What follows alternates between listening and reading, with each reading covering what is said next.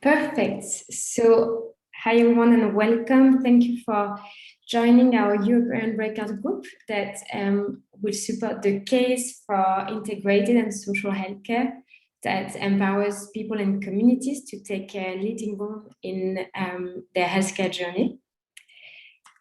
So my name is Léna. I'm an Ashoka staff. I'm the co-facilitator of the Health Co-Creation Initiative with our Ashoka Fellow in Europe that you see here, Frank, Dorica, Mohammad, Francesca, and Jimmy.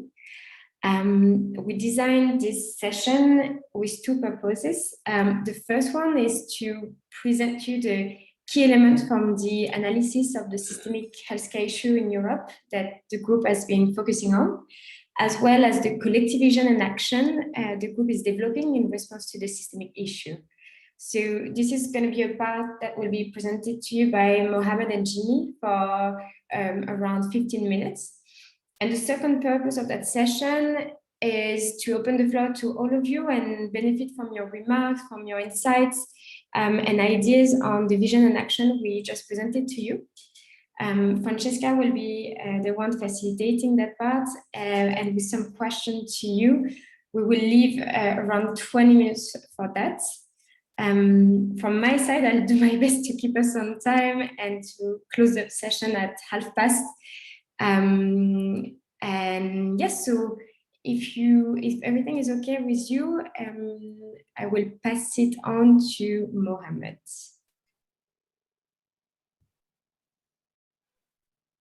Thank you, Léna. So guys, thank you. It was really nice hearing the session with Dorica and David and the team. A lot of what we're going to say just echoes what you've been saying. It's the same analysis everywhere in the world, but we'll just discuss what we've been looking at from the European perspective. So I once heard a physician say that a hospital is patient-centered in the way that an abattoir is animal-centered. He meant the healthcare system does things to the patient, not with the patient, not always for the patient, and we want to give agency, which is what has become so clearly highlighted as necessary and urgent during COVID. So in terms of my own experience, so I'm a physician and programmer, but I'm also a patient with rare disease. So I inject myself with antibodies, and when my healthcare providers taught me to do that, taught me to use that technology, it was tremendously useful to me for my life. But I also noticed how much it saved the healthcare system money. So as the patient gets agency, the quality goes up and the cost goes down. And really that lines up with everything we've been hearing as so critical during COVID, that decentralization towards the patient is urgent, but integration about the patient is so critical. Listening to the patient as the source of solutions, not just the requester of care. And that technology for care, if you cannot leave the house, is so important. So I come to you as one of a diverse group of healthcare fellows. We've been discussing this from all the different experiences that we have in stroke, in children, in cancer, and mental health, and all aspects of a person's health. And we decided to join a collaborative process and share our analysis and the systemic issues. So here's the problem statement. Thank you, Léna, for putting that. So it really comes back to the dominance and reliance of the medical standard interventions, that it not only is it medicalized, it's about the medical institutions and the medical specialists and what they do to the patient, rather than the holistic approach, the patient-centered approach. And as we dug deep, if you go to the next slide for me, please, Léna. As we dug deep, the root cause of that is that there's no system that provides those resources and equipment to all the individuals and the local communities, rather than the institutions and the professional. Everybody thinks this should exist. Where they've tried to create it, it's been fragmented, and it's certainly not integrated, as Dorica was saying in the previous session. But really, if we can get to that root cause, and provide that system support with the patient and around the patient, that will be terrific. So if I hand over to Jimmy, thank you very much for that, Léna. Thank you so much, Mohammad. And thank you for all of you that are here as well. It's, you know, for us, we wanted to start this with a story, and a story that kind of showcases as well what this is all about. So I got this story from Mohammad yesterday, but it is just one of many stories that we have had ourselves. So there was a patient who came in with chest pain to their medical doctor. As we normally do, chest pain can be so many things. I'm from mental health, so it could also, of course, be linked to depression or anxiety or so many other elements. But you're coming into your general practitioner, chest pain. General practitioner is saying, of course, let's move this on. Let's get you checked. We will send you to a CT scan. And it's so standardized in our beautiful system that when this CT scan report came back to the doctor, he starts reading it. It was sent to check chest pains, right? So a chest CT scan. So he's reading then the description of this and going through and saying, okay, so there's nothing wrong with the chest, basically, is the conclusion of the radiologist. So he sends that information, obviously, back to his patient, say everything is fine. And he moves on in his busy day to the next patient. By chance, this time there was a project. So they sent all this information to the patients themselves. And suddenly this patient with the chest pain contacts their doctor and is saying, there's a complicated word here that I don't fully understand. It seems to be something about the throat area. What is that? And then the doctor is a bit shocked and he says, why do you ask me about that? You know, you were struggling with your chest. And then he goes back to read the report. And as I said, because it's so systematic and efficientized, the space for the additional comment is in the bottom of the report. So this busy doctor didn't get to that point. And it basically says, in layman's terms, your chest is fine, but your throat has cancer. And this is a true story. And then obviously this doctor is shocked, gets the patients back in and gets the patients through treatment. And the beautiful part of this story is that the patient fully recovered. This happened in the US. It could have happened in the UK, it could have happened in Norway, it could have happened anywhere in the modernized system. I'm from Norway, probably the system in the world, together with a couple of other countries, that have gone the furthest when it comes to try to efficientize things. And the problem of that, as we see it in terms of our vision for it, as Mohammad said so beautifully, is that the actual efficiency in the system removes the ability for the medical doctor or the people in the system to fully care as humans, trying to make us into robots. And instead of utilizing technology and providing the patient with empowerment, we can have situations like this. So of course, the beauty of all of this is that the missing human resource in medical healthcare systems is the patient themselves and the community around, the next of kin. That is the missing human resource that we haven't utilized fully yet. Because of course we're saying, oh, there's queues in Norway, there's queues in the UK, there's not enough doctors, there's not enough professionals. We need to get technology on top of this so we can be even more efficient. We need to get more people to take this education, but now we're moving in the wrong direction. You're not going to make systemic change by adding more of the people that deals with the immediate problem. That is missing out on the whole Ashoka concept of the root cause. You're just dealing with symptoms. And that's exactly what we feel in our group that we're doing around the world at the moment. And even more so in the so-called modern world. I went on a research trip to Sierra Leone. This is in mental health, obviously. It's considered to be the country in the world where they are least developed when it comes to healthcare system. So the ones treating the actual symptoms. They only have one psychiatrist for 7.8 million people.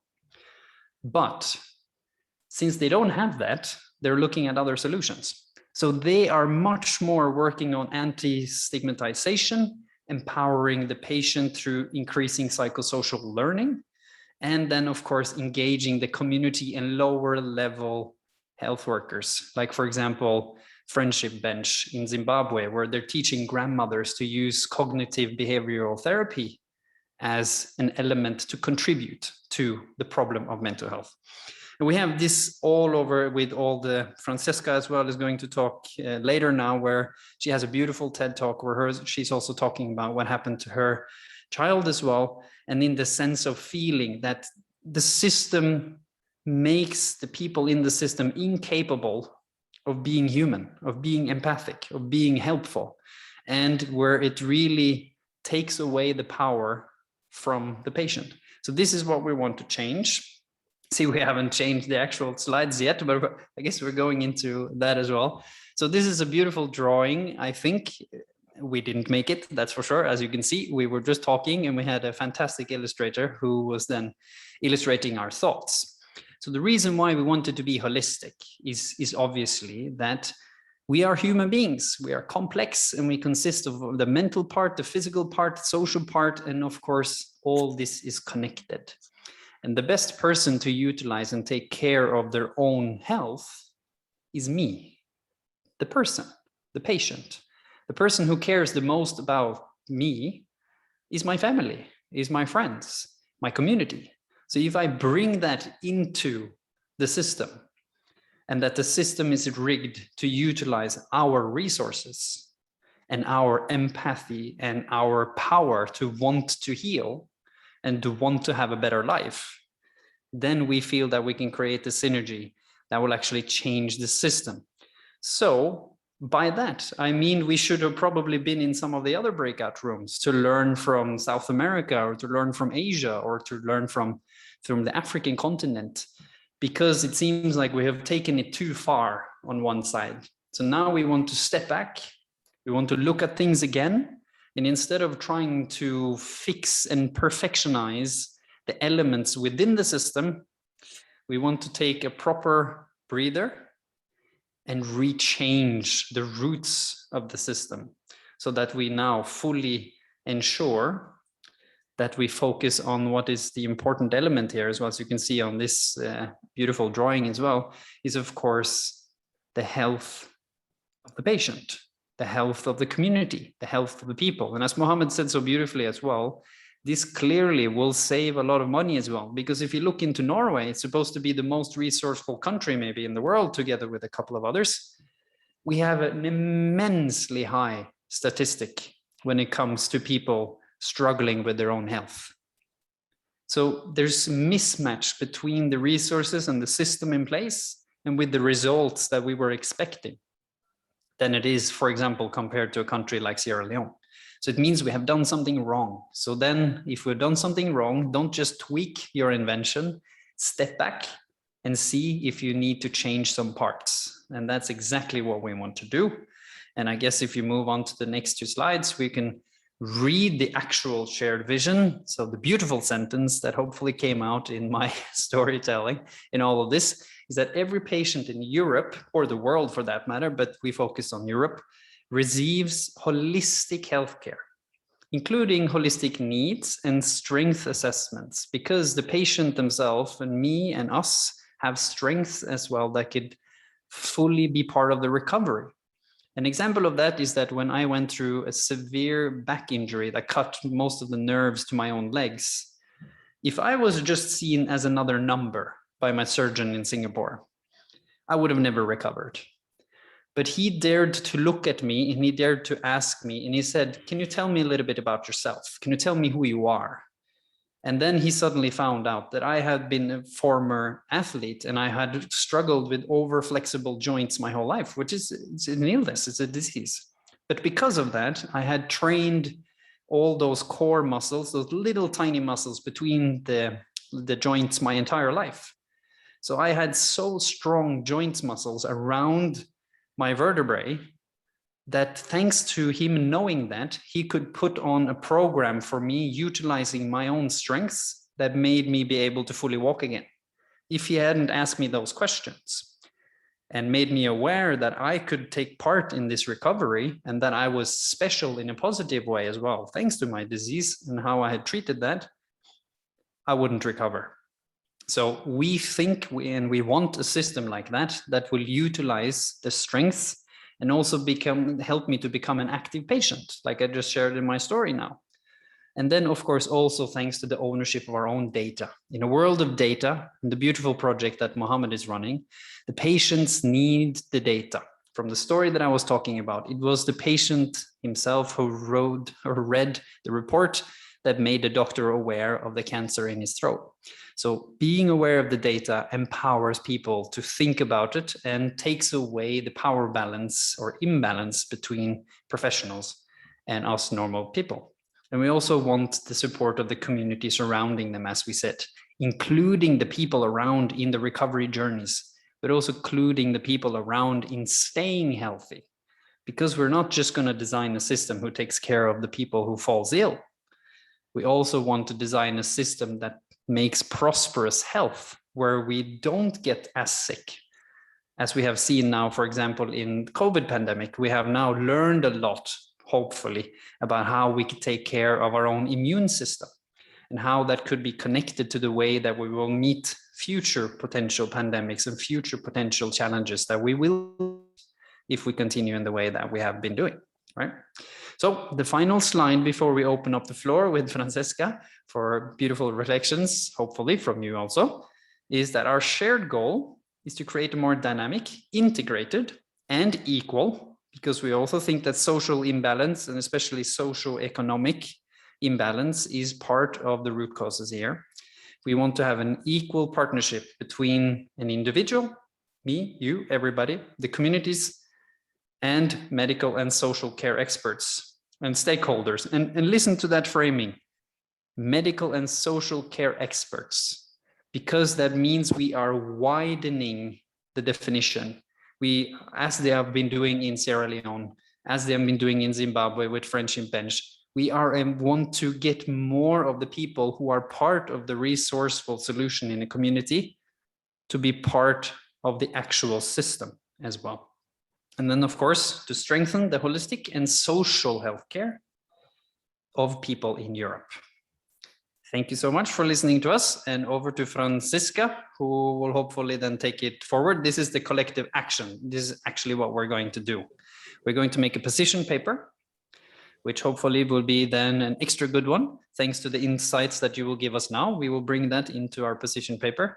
And in the end, we are going to try to utilize that position paper, both to share it with professionals and healthcare workers out there, but also then influencing policymakers to try to move policy, as we have seen that as one of the key elements we need to move to make systemic change. We need to create the activism in healthcare workers who thinks that the system is keeping them too robotic in their approach. And we also want to influence the people who need to open up some gates to make this change come through. And that's, of course, normally the policymakers. So again, thank you so much. And over to Francesca, opening the floor with some questions. Thank you, Jimmy, and thank you, Mohammad, for having told everyone here about the journey that we have gone through during the last 6 months. So I hope you can listen well to me because I'm outside from Italy. I was wondering, listening to the previous conversation when I can remember I just wrote down what David told about the desire of letting the people innovate. So the first question coming from us is, how do you feel about the vision that Jimmy just shared about the healthcare system in Europe? Do you see the same? Do you see a consumerization of the system? Do you see a place where it's hard to find patients that can innovate because actually people are, or medical doctors or other people in the healthcare system are not listening to them? How do you feel about this picture that Jimmy just designed? Do you agree?